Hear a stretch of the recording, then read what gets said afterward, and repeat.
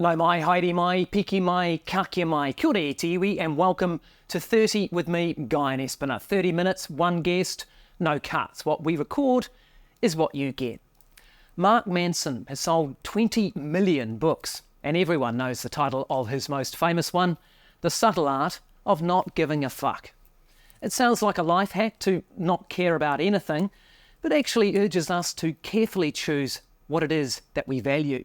You could call him a self-help writer, but he shuns the platitudes of the wellness industry and says pain is inevitable and positive thinking is overrated. In November, he'll visit New Zealand as part of a speaking tour.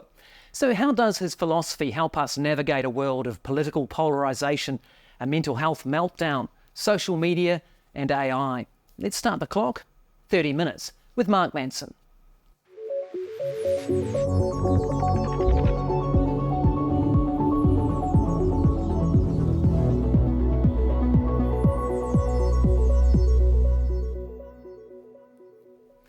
Kia ora, Mark Manson. Thanks very much for coming on 30. It's great to have you here.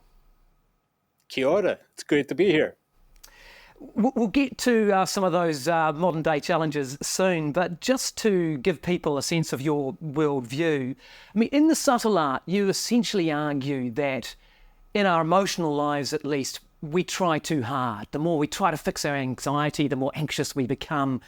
The desire for more positive experience is itself a negative experience. I think you call this the backwards law. How does that work? So it's interesting that ultimately this concept comes from Buddhism, but everything in life we're accustomed to. The more we pursue something, the closer we'll get to it, and the more we avoid something, the further away from it we'll become. And that's true for most things in life, but the one thing it's not true is emotions. So if you're feeling anxiety, the more you try to stop feeling anxiety, it actually just makes you anxious about your anxiety. If you feel anger and you stop trying to feel anger, you'll just get angry that you're not stopping feeling your anger. And so emotions have this weird feedback mechanism in which that the more we try to suppress them or remove them, the more controlled we become by them. So it's just this weird quirk of human psychology that the more you accept your negative emotions, the less power they have over you. Is part of this tied up in what you call this sort of entitlement to feel comfortable and to happiness at all times? I mean, you've described this as a sickness. Why is that a sickness? Because when you feel entitled to feel good all the time, then naturally you're going to try to avoid or suppress or remove all the negative emotions which are inevitable in life. And as you try to avoid or repress them, it's just going to make them worse. And so I think, for hundreds of years, we primarily had a culture around, stiff upper lip, toughen up. That's just how life goes. Be resilient, overcome your challenges. And somewhere around, 30, 40, 50 years ago, the culture shifted and it started to become this idea that, well, you deserve to be happy. Well, you don't deserve to suffer or feel pain or feel hardship. That's not just. That's not fair. You shouldn't have to go through that. And I think that's just unrealistic. It's an unrealistic way to view the world. I was interested to read that you view suffering as biologically useful. And you make this comparison between the pain that I would get if I touched a stove or an element and the emotional pain that is triggering and giving me warnings. So if that's true, then ignoring that is dangerous, right? Or avoiding it is dangerous. Right. It's like, imagine if you're a kid and you burn yourself on a hot stove and you don't learn from that pain. You're like protected from that pain, so you don't learn that hot stoves are dangerous. It's pain and suffering, whether it's mental, physical, or emotional, it all serves the same function biologically, which is that it's feedback to protect us from the things that can harm us. And so if you try to deny or distract yourself from pain, then you are removing that feedback mechanism that you could use to grow and become a more functional human being. Many of us see something of a mental health crisis in the developed and rich world at the moment. You seem to be saying that those two things are connected, and I know you talk about the blue dot effect. We don't have to litigate that experiment in its entirety, but this idea that the more safe we are, the more threats that we see. Yeah, there's an interesting... So when you dig into psychological research, one of the first things that you start to notice is that we are not perceptually accurate. We don't perceive things in our lives the way they actually are. We tend to be very skewed and biased, either based on our emotions or based on our beliefs or our incentives. And one of those skewed perceptions that happens pretty regularly is that the more you remove discomforts from your life, your brain will start defining smaller and smaller things as being a discomfort. So it's like you can't ever remove pain from your life, because as you remove pain, your tolerance for smaller and smaller things just goes down. There's a great quote by the poet Jose Marti, and he says that when life is removed of problems, the mind quickly sets about inventing more. And so this idea that you can just, remove any sort of pain or discomfort from your life, it's a fool's errand. And the truth is that we're all kind of on this perceptual treadmill. And so the trick's not to get rid of pain. The trick is to find pains that are useful for us and help us grow. Are we over medicalizing and over prescribing our solutions for mental health from your experience? I mean, it's a complicated subject, and I'm not a psychiatrist, so I don't want to put too many chips on the table. But, my sense is that yes, we are. I think there's also a little bit of an impatience. I think it's sometimes people need to suffer for an extended period of time, go through a difficult period in their life, make some mistakes, wrestle with some difficult emotions, have a couple tough experiences to develop the skills later in life that are ultimately healthy and fulfilling.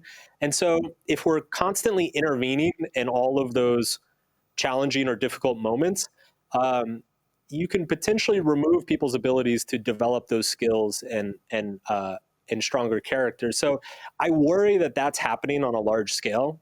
There is a little bit of a paradox in that we have more mental health awareness than ever before. We have more mental health access than ever before. And we have a more accepting culture of mental health than ever before. Yet mental health statistics continue to get worse and worse and worse. So clearly something about the pervading zeitgeist is not working. There's something that we're doing wrong, and it's hard to say exactly what it is, though. We'll return to some of those themes a little later, but let's dive back a little bit into your backstory. I mean, you grew up in what you describe as a wealthy family. Were you one of the entitled kids that you warn about in your books? Yeah. Yeah.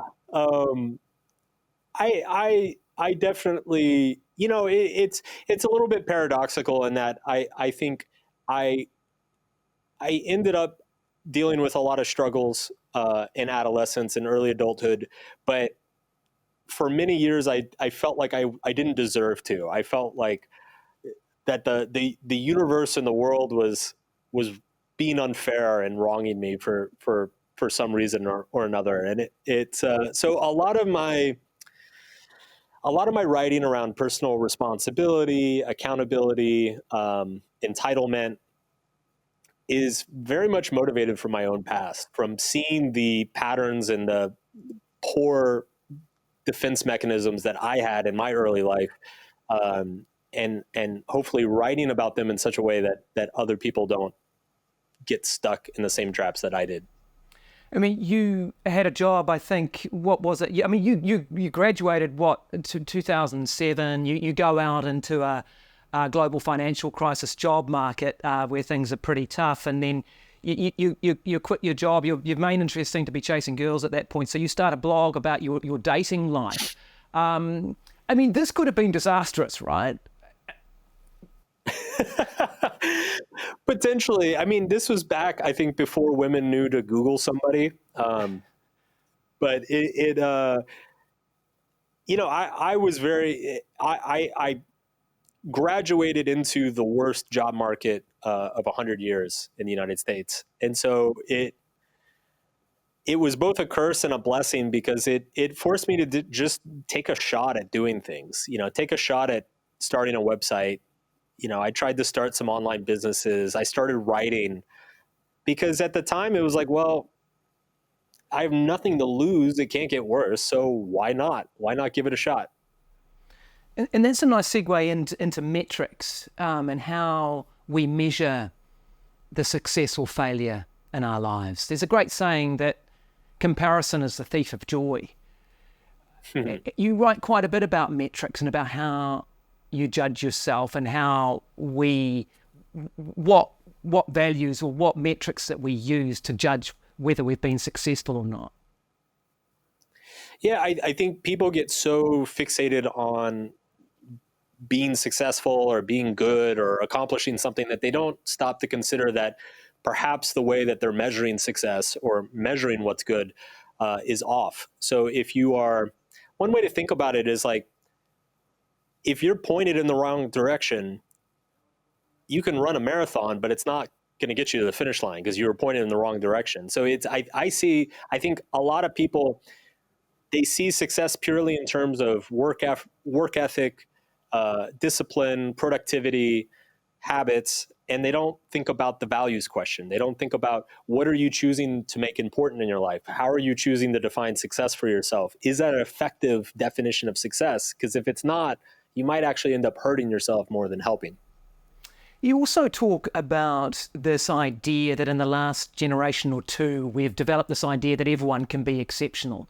And it's almost the worst thing to be mediocre, to be in the middle of the pack, which doesn't make sense statistically, obviously, but that's the impression that we've given to believe. And that then there's an incentive either to be right at the bottom, and that this sort of creates this idea of the celebration of victimhood. I think you described it as sort of victim chic. Explain to me what you mean by that. The truth is that we live in an attention economy. We live in a social media age, and the social media age rewards extremes. It rewards extreme success and it rewards extreme failure. It rewards extreme beliefs. It rewards extreme actions and behaviors. And so I think there's like an unconscious incentive to measure success or failure by extreme metrics. And that ultimately leads a lot of people astray, because fundamentally, if you look at what comprises of human happiness, like if you look at all the studies on what makes us happy and what makes us mentally healthy, it's actually really boring, basic stuff. It's like having some good relationships, having a good group of friends, contributing to your community, treating your body well, exercising, going for walks.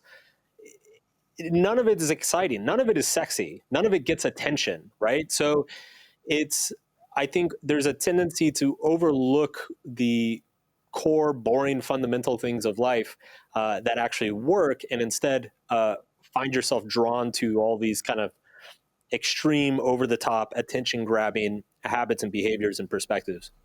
You must have a complicated relationship yourself, though, with social media. I mean, I don't know whether you see it as a force for good or bad, but you're obviously, you're wanting to pump your work out on social media, and I don't know about X or what your relationship with Elon Musk is like, but you're certainly heavily involved in social media. Do you see it as a force for good in the world?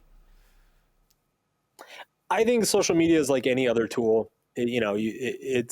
You can use it for good, you can use it for bad.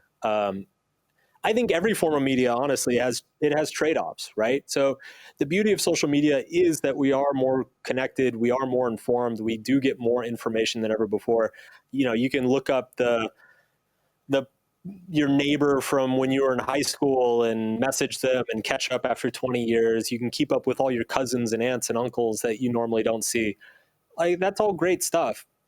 The cost is that there's this kind of proliferation of bad information and bad actors, and it just seems to be the price that we have to pay for the interconnectivity that we get to experience. So I see it as both. I see it as, it's like a scalpel. You can do brain surgery. You can also stab somebody with it. You've written in both your books that I've read, The Subtle Art and also Everything is Fucked, which is incongruously a book about hope, of this increasing sort of hyperpolarization. Do you think that social media is part of that? I think so. It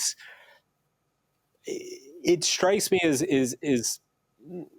it can't it can't be good for it. Let me put it that way. I mean, the polarization question is complicated. If you look at political polarization, it's not happening everywhere in the same amounts, and it started happening in the United States pre-social media. But I can't imagine a world where social media is not contributing to this kind of like living in extremes that we are currently experiencing in this day and age. You've read a lot of philosophy, a lot of psychology. Sitting on your couch today, can you explain the Trump phenomenon to a New Zealand audience? Let me take a stab at it. So what I find, when I visit Commonwealth countries, what I find most people abroad don't understand is that there is a very large population in the United States that is very religious and very socially conservative. And what has happened over multiple decades, probably since I was a child, is that a lot of those socially conservative views and very religious views have fallen out of favor of the mainstream culture. In fact, they're kind of looked down upon. They're seen as taboo. They're judged quite harshly. And so there's just this very large contingent of people in the United States who feel like the culture has kind of left them behind, doesn't take them seriously, doesn't listen to them, doesn't respect their ideas. And I think when you feel like you've been subjected to that for multiple decades, when a person comes along, when a politician comes along and clearly doesn't give a fuck, will say anything, will offend anybody, will not apologize for any of his views, I think there's something cathartic about that for a lot of people. I think it makes a lot of people not only feel seen and heard, but I think it makes them, there's a little bit of a getting even feeling with them. And so they actually like it when Trump pisses off people living on the coast, when he says something offensive that everybody gets worked up about, where, where he gets indicted for another court case that is kind of frivolous and silly. It feeds into that narrative that they've been overlooked and disrespected for all of these years. So I obviously I don't think it's a very healthy dynamic, but I understand why it exists, and I understand why he exists. And I just can't wait for it to be over. because you wrote in Everything is Fucked, you wrote that in 2019, and you talked about the extremism on left and right, and you said that the maturity of our culture is deteriorating. How so? I find that I define maturity as the ability to weather challenge and hardship gracefully. the ability to manage all of your emotions, but particularly your negative emotions, and channel them into somewhere that's productive or useful. And I see, I mean, it's hard for me to say if more people are unable or unwilling to do that, or if the people who are unable or willing to do that are just being broadcast way more. It's probably a little bit of both, but it concerns me that the people who more and more dominate pop culture, mainstream culture, political culture, are people who, by a very psychological definition, I would define as very immature. You write about the thinking brain and the feeling brain, and you've got this great analogy or metaphor about the consciousness car, and that it's actually the feeling brain, right? That's actually driving the car. Do you feel in America that actually, that this is just taken over too much, and it's the feeling brain that is driving all of this, particularly your political discourse? Absolutely. In fact, there have been a number of really intelligent political writers here who have noted that this is the first election that neither candidate is talking about policy at all. And you read into that whatever you want, but it does seem to very much purely be a selection based on culture and values and belief systems. And policy seems like an afterthought. You know what's actually ironic is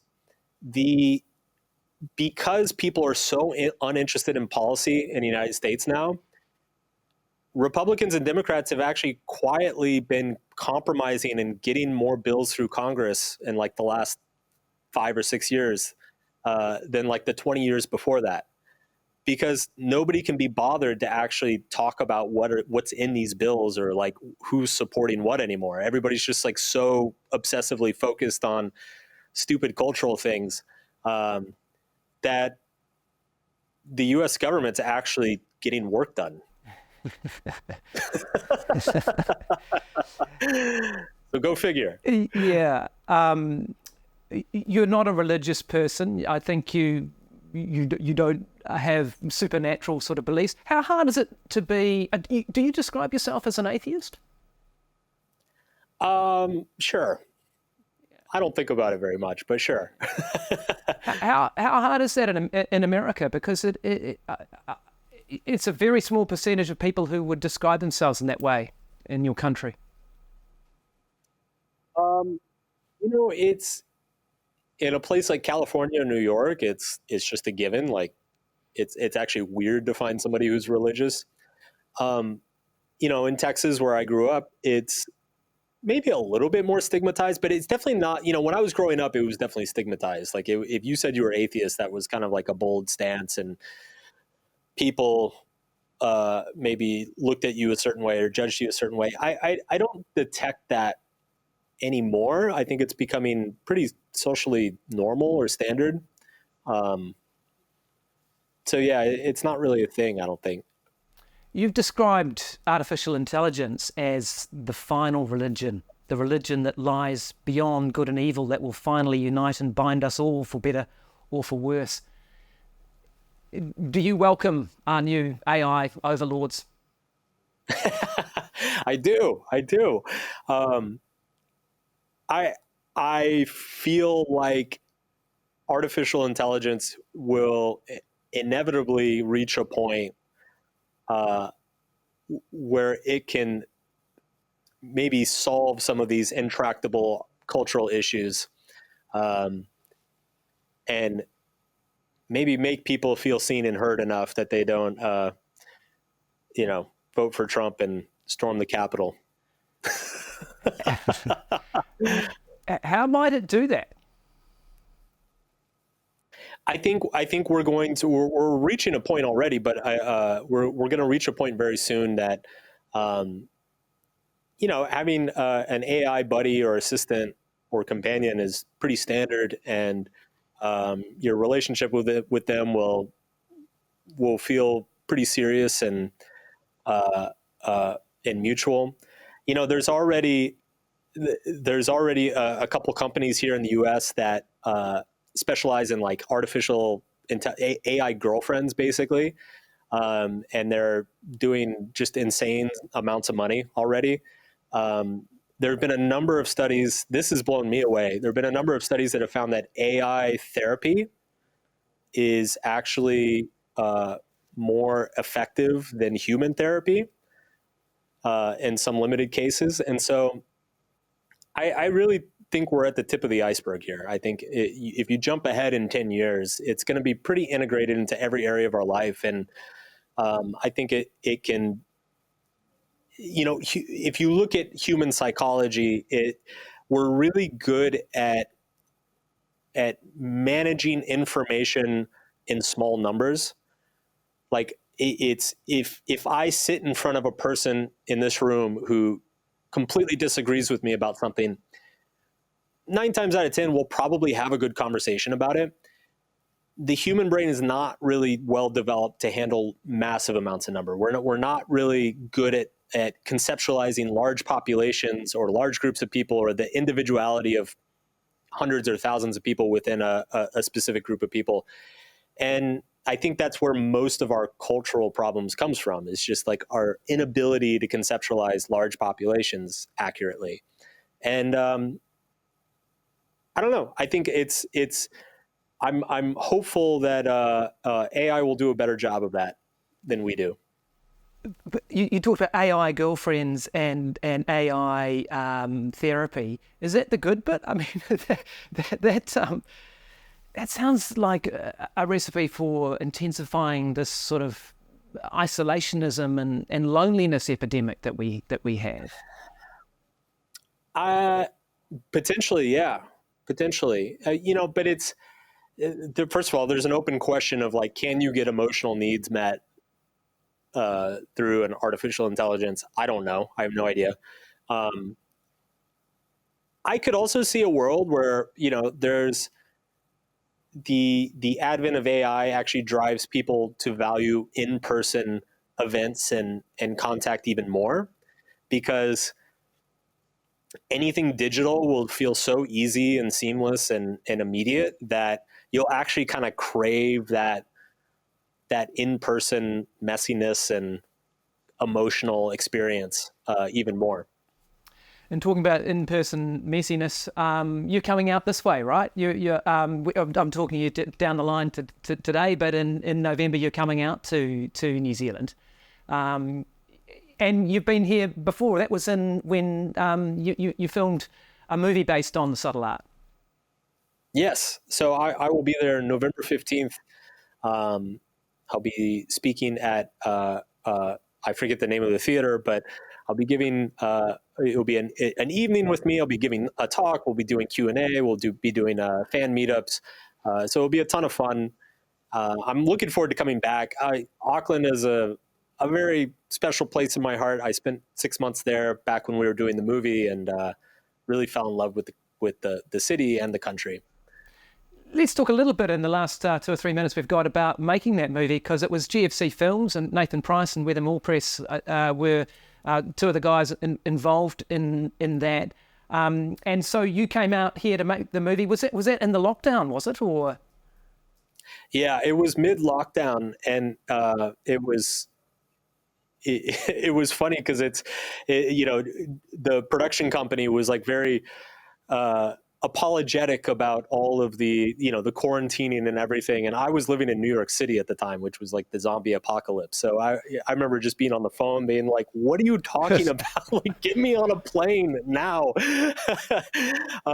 So I went down there, and I was there for not only the production process, but I was there for probably part of the post-production process as well. And it was wonderful. It was great. It was a great experience. Actually, that time in New Zealand inspired me to leave New York, get closer to nature, live in a calmer city. So I am indebted to you Kiwis. happy to help. Do you find, just finally, do you find it, do you have to pinch yourself sometimes? I mean, here you are, 8 years after writing The Subtle Art, and people still want to talk to you all around the world about it. Yeah, I kind of don't get it. I mean, it's the book came out in 2016. It hit #1 early 2017, and my immediate thought was like, well, this isn't going to last. This is great. Let's enjoy it. Because this is obviously not going to last. And basically every year since, I've kind of said the same thing to myself. Well, it can't keep going on. This can't last. But yeah, we're in year 8. It's still on the New York Times list this week, which is absurd. And I'm still traveling internationally to give talks and meet up with fans. So it's been a wild ride. It's pretty incredible. Well, we look forward to seeing you in New Zealand. Thank you very much for your time. Thanks for coming on 30, Mark Manson. That was 30 minutes with Mark Manson. This is 30 with me, Guyon Espiner. We'll catch you next time.